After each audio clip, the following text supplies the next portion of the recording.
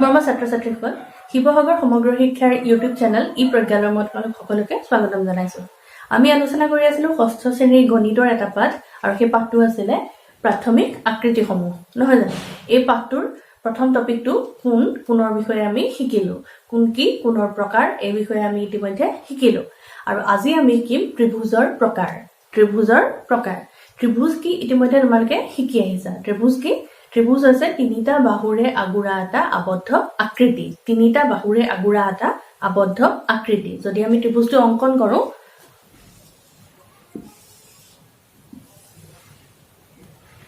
এইটো হৈছে ত্ৰিভুজ। তিনিটা বাহু, এডাল, দুডাল, তিনিটা বাহু, এইটো হৈছে এটা ত্ৰিভুজ।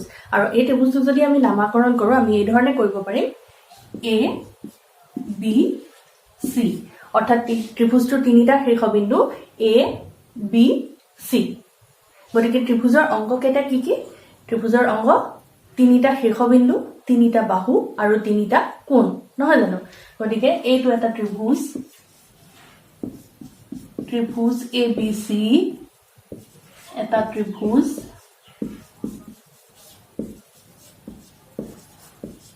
এইটো এটা ত্ৰিভুজ। ত্ৰিভুজটোৰ নাম ABC, আৰু এই ত্ৰিভুজৰ অংগ কেইটা কি কি হ'ব?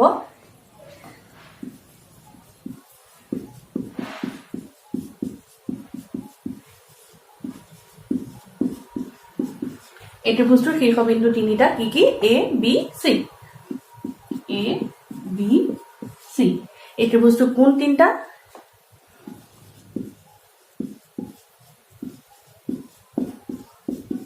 কোণ A,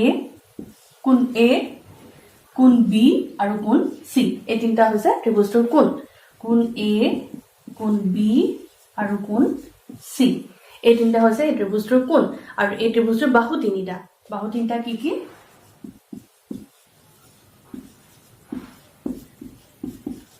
এই ত্ৰিভুজটোৰ বাহু তিনিটা কি কি? A বিন্দুৰ পৰা B বিন্দুলৈ এইডাল বাহু হৈছে AB এটা বাহু। 2 নম্বৰ বাহুটো হ'ল BC, B বিন্দুৰ পৰা C বিন্দুলৈ, গতিকে এই বাহুটো হৈছে BC। আৰু C বিন্দুৰ পৰা A বিন্দুলৈ এই বাহুটো হৈছে CA। গতিকে ত্ৰিভুজ কি আৰু ত্ৰিভুজৰ অংগকেইটাৰ বিষয়ে আমি ইতিমধ্যে শিকি আহিলো। মই তোমালোকক থোৰতে এই অংগকেইটা আৰু ত্ৰিভুজৰ বিষয়ে এবাৰ মনত পেলাই ললো। এতিয়া আমাৰ ক্লাছত আমি আলোচনা কৰিম ত্ৰিভুজৰ প্ৰকাৰ। অৰ্থাৎ আমি কি কি প্ৰকাৰৰ ত্ৰিভুজ আমি পাব পাৰো, সেই বিষয়ে আমি আজি ক্লাছত আলোচনা কৰিম।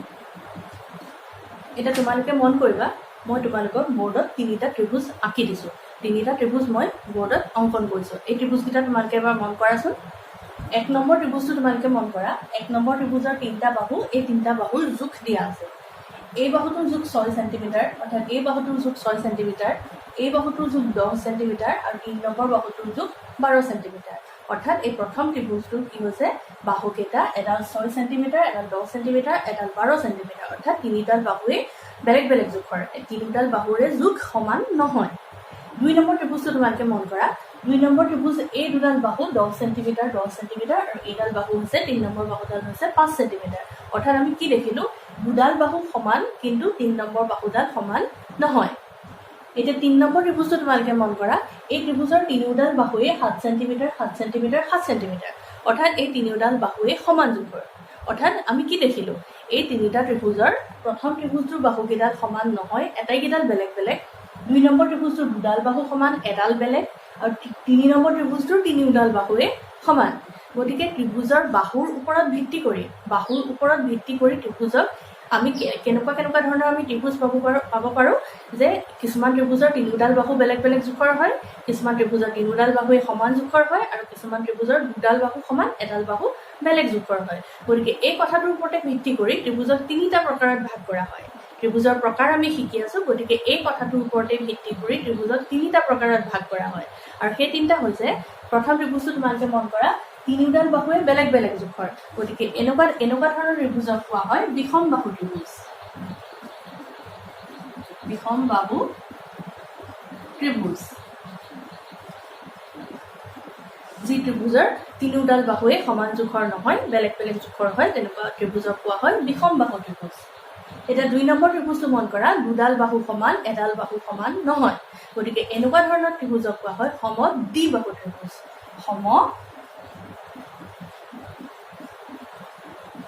দ্বিবাহু ত্ৰিভুজ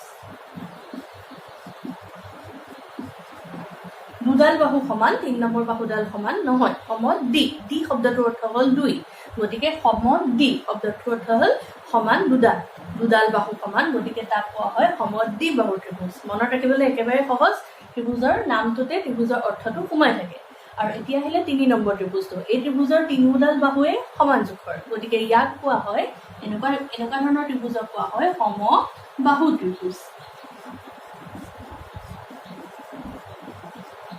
এনেকুৱা ধৰণৰ ত্ৰিভুজক কোৱা হয় সমবাহু ত্ৰিভুজ সমবাহু অৰ্থাৎ এটাইকেইডাল বাহুৱে সমান তিনিওডাল বাহুৱে সমান গতিকে আমি তিনি প্ৰকাৰৰ ত্ৰিভুজ এতিয়া আমি পালো বাহু হিচাপে যদি আমি ভাগ কৰি চাওঁ বাহু হিচাপে যদি আমি প্ৰকাৰটো ভাগ কৰি চাওঁ তেতিয়াহ'লে আমি তিনি প্ৰকাৰৰ ত্ৰিভুজ আমি পালো এই তিনিটা হৈছে কি বিষম বাহু যি ত্ৰিভুজৰ এটাইকেইডাল বাহুৱে সমান নহয় বেলেগ বেলেগ জোখ হয় সমদ্বিবাহু ত্ৰিভুজ যি ত্ৰিভুজৰ দুডাল বাহু সমান এডাল বাহু সমান নহয় সমবাহু ত্ৰিভুজ যি ত্ৰিভুজৰ তিনিটা বাহুৱে সমান মনত ৰাখিবলৈ একেবাৰে সহজ ত্ৰিভুজৰ নামতে ত্ৰিভুজৰ অৰ্থটো সোমাই থাকে অৰ্থাৎ বিষম বাহু অৰ্থাৎ সমান নহয় বিষম শব্দটোৰ অৰ্থ সমান নহয় বিষম বাহু সমদ্বিবাহু দুডাল বাহু সমান সমদ্বিবাহু ত্ৰিভুজ সমবাহু এটাইকেইডাল বাহুৱে সমান সমবাহু ত্ৰিভুজ গতিকে আমি তিনি প্ৰকাৰৰ ত্ৰিভুজ আমি পালো বাহু হিচাপে ভাগ কৰিলে তিনি প্ৰকাৰৰ ত্ৰিভুজ পোৱা যায় বিষম বাহু সমদ্বিবাহু সমবাহু ত্ৰিভুজ গতিকে আমি কি পালো বাহু হিচাপে যদি ভাগ কৰা হয় ত্ৰিভুজক তেতিয়াহ'লে তিনি প্ৰকাৰৰ ত্ৰিভুজ আমি পাব পাৰো আৰু সেই তিনি প্ৰকাৰৰ ত্ৰিভুজ কি বিষম বাহু ত্ৰিভুজ এক নম্বৰ বিষম বাহু ত্ৰিভুজ যি ত্ৰিভুজৰ তিনিটা বাহু সমান জোখৰ নহয় দুই নম্বৰ সমদ্বিবাহু ত্ৰিভুজ যি ত্ৰিভুজৰ দুটা বাহু সমান মাত্ৰ দুটা বাহু সমান 3 নম্বৰ বাহুটো কিন্তু সমান নহয় আৰু শেষত 3 নম্বৰ ত্ৰিভুজটো হৈছে সমবাহু ত্ৰিভুজ যি ত্ৰিভুজৰ তিনিটা বাহু সমান এই তিনি প্ৰকাৰৰ ত্ৰিভুজ আমি পাব পাৰো বাহু হিচাপে চালে আৰু এতিয়া আমি চাওঁচোন আহা কোন হিচাপে যদি আমি চাওঁ তেতিয়াহ'লে ত্ৰিভুজৰ কিবা প্ৰকাৰ আমি পাব পাৰো নেকি যদি আমি কোণৰ হিচাপত বিভক্ত কৰোঁ তেতিয়া আমি কিবা ত্ৰিভুজৰ প্ৰকাৰ পাব পাৰো নেকি চাওঁচোন আহা তোমালোকে বৰ্ডত তিনিটা ত্ৰিভুজ মই অংকন কৰি থোৱা দেখিছানে এই ত্ৰিভুজকেইটা মন কৰাচোন এই ত্ৰিভুজকেইটাৰ কোণকেইটা মন কৰা প্ৰথম ত্ৰিভুজটোৰ এই কোণটো 90 ডিগ্ৰী দ্বিতীয় ত্ৰিভুজটোৰ এই কোণটো 120 ডিগ্ৰী অৰ্থাৎ এইটো এটা স্থূল কোণ 90 ডিগ্ৰী প্ৰথম ত্ৰিভুজটোৰ এইটো সমকোণ এইটো হৈছে স্থূল কোণ দুই নম্বৰ ত্ৰিভুজটোৰ এটা কোণ স্থূল কোণ আৰু 3 নম্বৰ ত্ৰিভুজটো মন কৰা এই ত্ৰিভুজটোৰ প্ৰত্যেকটো কোণে 70 ডিগ্ৰী 80 ডিগ্ৰী আৰু 30 ডিগ্ৰী গতিকে এই ত্ৰিভুজটোৰ তিনিটা কোণে হৈছে সূক্ষ্ম কোণ প্ৰথম ত্ৰিভুজটোৰ এটা কোণ 90 ডিগ্ৰী অৰ্থাৎ এটা কোণ সমকোণ দ্বিতীয় ত্ৰিভুজটোৰ এটা কোণ 120 ডিগ্ৰী অৰ্থাৎ এটা কোণ স্থূল কোণ আৰু 3 নম্বৰ ত্ৰিভুজটোৰ তিনিটা কোণে 70 ডিগ্ৰী 80 ডিগ্ৰী 30 ডিগ্ৰী অৰ্থাৎ এই ত্ৰিভুজটোৰ প্ৰত্যেকটো কোণে হৈছে সূক্ষ্ম কোণ গতিকে আমি এনেকুৱা প্ৰকাৰৰ ত্ৰিভুজ পাব পাৰো কিছুমানৰ কোণবিলাক সমকোণ থাকে কিছুমানৰ কোণবিলাক স্থূল কোণ থাকে কিছুমানৰ কোণবিলাক সূক্ষ্ম কোণ থাকে আৰু এই কথাটোৰ ওপৰতে ভিত্তি কৰি কোণৰ মানৰ ওপৰত ভিত্তি কৰি ত্ৰিভুজৰ কোণৰ মানৰ ওপৰত ভিত্তি কৰি ত্ৰিভুজবোৰক তিনিটা ভাগত আকৌ ভাগ কৰা হয় যিদৰে বাহুৰ ওপৰত ভিত্তি কৰি ত্ৰিভুজৰ তিনিটা ভাগত ভাগ কৰিছিলে ঠিক সেইদৰে কোণৰ ওপৰত ভিত্তি কৰিও এতিয়া কোণ ত্ৰিভুজক তিনিটা ভাগত ভাগ কৰিব পাৰি প্ৰথম ত্ৰিভুজটো চোৱাচোন এটা কোণ সমকোণ গতিকে যি ত্ৰিভুজৰ এটা কোণ সমকোণ হয় তেনেকুৱা ত্ৰিভুজক কোৱা হয় সমকোণী ত্ৰিভুজ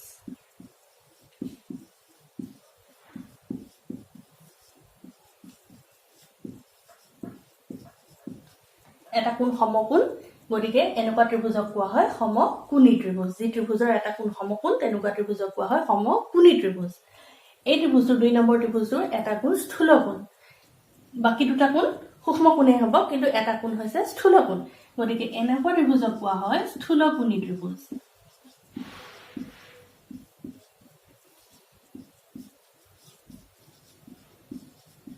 এনেকুৱা ত্ৰিভুজক কোৱা হয় স্থূলকোণী ত্ৰিভুজ এটা কোণ স্থূল কোণ আকৌ 3 নম্বৰ ত্ৰিভুজটো মন কৰা প্ৰত্যেকটো কোণে হৈছে সূক্ষ্ম কোণ গতিকে এনেকুৱা ত্ৰিভুজক কোৱা হয় সূক্ষ্মকোণী ত্ৰিভুজ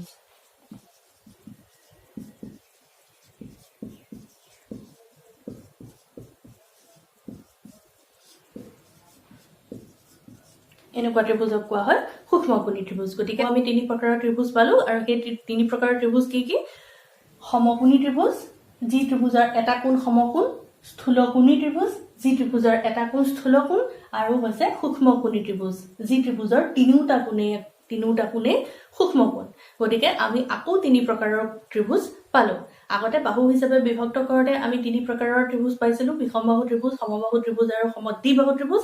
এতিয়া আকৌ কোণৰ হিচাপত ভাগ কৰিলে আমি আকৌ 3 প্ৰকাৰৰ কোণ ত্ৰিভুজ পাওঁ, আৰু সেই 3 প্ৰকাৰৰ ত্ৰিভুজ কি হৈছে? সমকোণী ত্ৰিভুজ, যি ত্ৰিভুজৰ এটা কোণ সমকোণ, স্থূলকোণী ত্ৰিভুজ, যি ত্ৰিভুজৰ এটা কোণ স্থূলকোণ, আৰু সূক্ষ্মকোণী ত্ৰিভুজ, যি ত্ৰিভুজৰ প্ৰত্যেকটো কোণেই তিনিওটা কোণেই সূক্ষ্মকোণ। গতিকে আকৌ আমি 3 প্ৰকাৰৰ ত্ৰিভুজ পালোঁ। গতিকে কোণৰ মান হিচাপে যদি আমি চাওঁ তেতিয়াহ'লে ত্ৰিভুজক আকৌ 3 প্ৰকাৰত ভাগ কৰিব পাৰি। কোণ ত্ৰিভুজ আকৌ 3 প্ৰকাৰৰ ত্ৰিভুজ আমি পাব পাৰোঁ, আৰু সেই 3 প্ৰকাৰৰ ত্ৰিভুজ কি কি? সমকোণী ত্ৰিভুজ, 1 নম্বৰ সমকোণী ত্ৰিভুজ, যি ত্ৰিভুজৰ এটা কোণ সমকোণ, এটা কোণ 90 ডিগ্ৰী সমকোণ। 2 নম্বৰ স্থূলকোণী ত্ৰিভুজ, যি ত্ৰিভুজৰ এটা কোণ স্থূলকোণ, অৰ্থাৎ 90 ডিগ্ৰীতকৈ ডাঙৰ। এটা কোণ যদি 90 ডিগ্ৰীতকৈ ডাঙৰ হয় তেনেকুৱা ত্ৰিভুজক কোৱা হয় স্থূলকোণী ত্ৰিভুজ। আৰু 3 নম্বৰ সূক্ষ্মকোণী ত্ৰিভুজ, যি ত্ৰিভুজৰ তিনিওটা কোণেই সূক্ষ্মকোণ, তিনিওটা কোণ সূক্ষ্মকোণ হ'ব লাগিব। গতিকে সেই তেনেকুৱা ত্ৰিভুজক কোৱা হয় সূক্ষ্মকোণী ত্ৰিভুজ। সমকোণী ত্ৰিভুজ আৰু স্থূলকোণী ত্ৰিভুজৰ ক্ষেত্ৰত এটা কথা মন কৰিবা যে এটা কোণ 90 ডিগ্ৰী হ'লে সমকোণী ত্ৰিভুজ হয়, এটা কোণ স্থূলকোণ হ'লে স্থূলকোণী ত্ৰিভুজ হয়। কিন্তু সূক্ষ্মকোণী ত্ৰিভুজৰ ক্ষেত্ৰত আকৌ তিনিওটা কোণ সূক্ষ্মকোণ হ'ব লাগিব। গতিকে কোণ হিচাপে যদি ভাগ কৰোঁ তেতিয়াহ'লে আমি আকৌ 3 প্ৰকাৰৰ ত্ৰিভুজ পাব পাৰোঁ। গতিকে আমি কেই প্ৰকাৰৰ ত্ৰিভুজ এতিয়ালৈকে আমি পালোঁ? বাহু হিচাপে ভাগ কৰোঁতে আমি 3 প্ৰকাৰৰ ত্ৰিভুজ পাইছিলোঁ, বিষমবাহু, সমদ্বিবাহু আৰু সমবাহু ত্ৰিভুজ। আৰু এতিয়া কোণ হিচাপে ভাগ কৰোঁতে আকৌ আমি 3 প্ৰকাৰৰ ত্ৰিভুজ পালোঁ, সূক্ষ্মকোণী ত্ৰিভুজ, স্থূলকোণী ত্ৰিভুজ আৰু সমকোণী ত্ৰিভুজ। গতিকে ত্ৰিভুজৰ প্ৰকাৰ আমি কেই প্ৰকাৰৰ ত্ৰিভুজ পালোঁ? 6 প্ৰকাৰৰ ত্ৰিভুজ। গতিকে ত্ৰিভুজ কেই প্ৰকাৰৰ? ত্ৰিভুজ 6 প্ৰকাৰৰ। আৰু ত্ৰিভুজৰ 6 প্ৰকাৰ কি? 6 প্ৰকাৰৰ ত্ৰিভুজ আছে 1 নম্বৰ বিষমবাহু ত্ৰিভুজ, 2 নম্বৰ সমদ্বিবাহু ত্ৰিভুজ, 3 নম্বৰ সমবাহু ত্ৰিভুজ, আৰু এইকেইটা আমি বাহুৰ জোখত আমি বাহুৰ হিচাপে যদি ভাগ কৰোঁ এইকেইটা ত্ৰিভুজ পাওঁ। বাহু হিচাপে যদি ভাগ কৰোঁ আমি এই 3 প্ৰকাৰৰ ত্ৰিভুজ পাওঁ। আৰু যদি আমি কোণৰ হিচাপত ভাগ কৰোঁ, কোণৰ মানৰ হিচাপত ভাগ কৰোঁ, তেতিয়াহ'লে আমি আন 3 প্ৰকাৰৰ ত্ৰিভুজ পাওঁ। আৰু সেই 3 প্ৰকাৰৰ ত্ৰিভুজ হৈছে সমকোণী ত্ৰিভুজ, স্থূলকোণী ত্ৰিভুজ আৰু সূক্ষ্মকোণী ত্ৰিভুজ। এই 3 প্ৰকাৰৰ ত্ৰিভুজ আছে। কোণৰ মানৰ হিচাপত যদি ভাগ কৰোঁ আমি এই 3 প্ৰকাৰৰ ত্ৰিভুজ পাওঁ। গতিকে আজি আমি আমাৰ ক্লাছটোত কি শিকিলোঁ? আমি শিকিলোঁ ত্ৰিভুজৰ প্ৰকাৰৰ বিষয়ে। ত্ৰিভুজ কেই প্ৰকাৰৰ? ত্ৰিভুজ হৈছে 6 প্ৰকাৰৰ। বিষমবাহু ত্ৰিভুজ, যি ত্ৰিভুজৰ আটাইকেইটা বাহুৱে সমান জোখৰ নহয়, বিষমবাহু ত্ৰিভুজ। সমবাহু ত্ৰিভুজ, যি ত্ৰিভুজৰ তিনিওটা বাহু সমান, সমবাহু ত্ৰিভুজ। সমদ্বিবাহু ত্ৰিভুজ, যি ত্ৰিভুজৰ মাত্ৰ 2টা বাহু সমান, এটা বাহু সমান নহয়, তেনে ত্ৰিভুজক কোৱা হয় সমদ্বিবাহু ত্ৰিভুজ। সমকোণী ত্ৰিভুজ, যি ত্ৰিভুজৰ এটা কোণ সমকোণ, তেনে ত্ৰিভুজক কোৱা হয় সমকোণী ত্ৰিভুজ।